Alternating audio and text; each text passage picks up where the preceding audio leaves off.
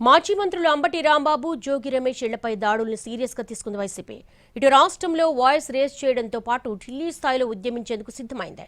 ఇప్పటికే ఆ పార్టీ ఎంపీలు పార్లమెంట్ ఆవరణలో నిరసన కొనసాగిస్తుండగా జాతీయ స్థాయిలో ఉద్యమానికి సిద్ధమవుతోంది వైసీపీ. తిరుమల కల్తీనయ్యి అంశం ఏపీలో రచ్చకు కారణమయ్యింది. సీబీఐ ఛార్జ్ షీట్ అనంతరం పరిణామాలు వైసీపీ, టీడీపీల మధ్య డైలాగ్ వార్తో మొదలై దాడుల వరకు వెళ్లాయి. ఎన్డీడీబీ రిపోర్టులో యానిమల్ ఫ్యాట్ కలిసిందని నిర్ధారణ అయ్యిందని సీఎం చంద్రబాబు చెప్పిన అబద్దాలకు క్షమాపణ చెప్పాలంటూ వైసీపీ ఆందోళనలకు దిగింది. ఈ క్రమంలోనే వైసీపీ మాజీ మంత్రులు అంబటి రాంబాబు, జోగి రమేష్ ఇళ్లపై దాడులకు దిగారని వైసీపీ నేతలు ఆరోపిస్తున్నారు. అంబటి రాంబాబును అరెస్టు చేసి రిమాండ్కు పంపటం, జోగి రమేష్ ఇంటిపై దాడి ఘటనను సీరియస్ గా తీసుకున్న వైసీపీ ఈ అంశాన్ని జాతీయ స్థాయిలో ఎండగట్టాలని చూస్తోంది. ఇప్పటికే ఢిల్లీలో పార్లమెంటు సమావేశాలకు హాజరైన వైసీపీ ఎంపీలు నిరసనలు, నినాదాలు చేస్తున్నారు. ఏపీలో శాంతి భద్రతలు పూర్తిగా దిగజారాయని, కేంద్రం జోక్యం చేసుకోవాలని డిమాండ్ చేస్తున్నారు. ఏపీలో రాష్ట్రపతి పాలన పెట్టాలని డిమాండ్ చేశారు.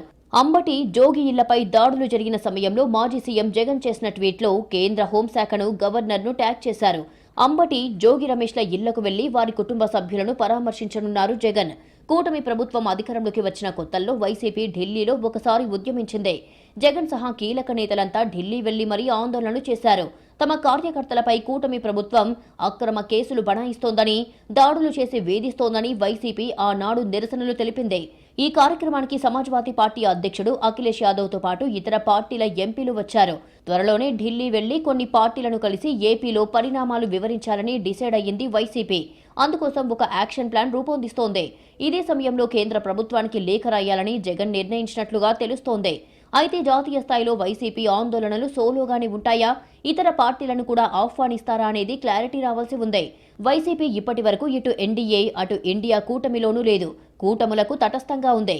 మరి ఢిల్లీలో ఆందోళన చేస్తే వైసీపీ అనుకున్న విధంగా ఏపీలో జరుగుతున్న వ్యవహారాలపై జాతీయ స్థాయిలో సౌండ్ వినబడుతుందా లేదా అనేది ఆసక్తికరంగా మారింది.